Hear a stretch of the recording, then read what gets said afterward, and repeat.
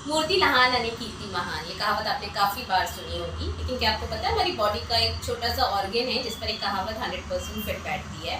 ये ऑर्गन जो है वो लीवर के पास एक छोटी सी जगह में रहता है, लेकिन पूरी बॉडी के डाइजेशन का या पाचन क्रिया की जिम्मेदारी इस पर होती है। हेलो दोस्तों, मैं हूँ doctor Nikhat from homeo care clinic और आज हमारे डिस्कशन का जो टॉपिक है वो है गॉल ब्लैडर स्टोन। तो वो छोटा सा ऑर्गन जिसकी मैं अभी बात कर रही थी उसका नाम गॉल ब्लैडर है।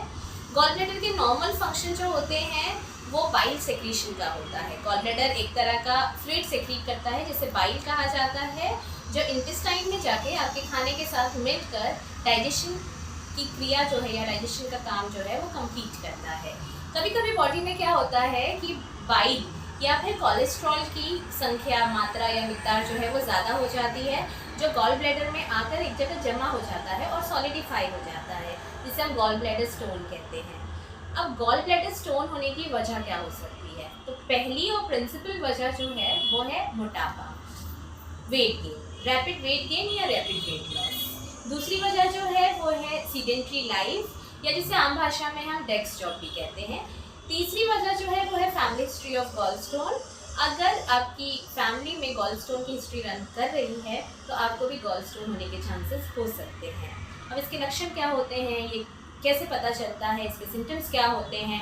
तो पहले जो कॉमन सिम्टम्स होता है वो होता है इंडाइजेशन। लोग कहते हैं कि हमें खाना पच नहीं रहा है या खाना खाने के बाद हमें वॉमिटिंग हो जाती है, खाना खाने के बाद हमें वॉमिटिंग जैसा लगता है, पेट के राइट साइड में दर्द होता है जो बैक तक जाता है।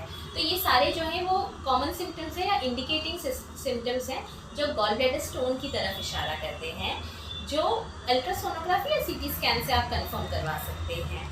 एक बार गॉल स्टोन जब कंफर्म हो जाता है तो पहला इंसान जो है या पेशेंट जो है वो पहली जो ओपिनियन सीक करता है वो किसी सर्जन की होती है और वहाँ आपको 90% टाइम जो ओपिनियन दी जाती है वो लेप्रोस्कोपिक कॉलिसिस्टेक्टमी होता है, यानी complete removal of gall bladder. अगर गॉल स्टोन है तो गॉल ब्लैडर निकाल दीजिए। अब सवाल ये उठता है कि क्या ये सही तरीका है या क्या ये सही ट्रीटमेंट है, क्योंकि गॉल ब्लैडर जो है वो आपकी बॉडी के हाजमे का या पाचन का काम करता है। अगर उसे ही निकाल दिया जाएगा तो बॉडी के हाजमे का या पाचन का काम फिर करेगा कौन? उसका कॉम्प्लिकेशन क्या होगा? गॉल ब्लैडर आप निकाल देंगे तो उसका कॉम्प्लिकेशन क्या होगा?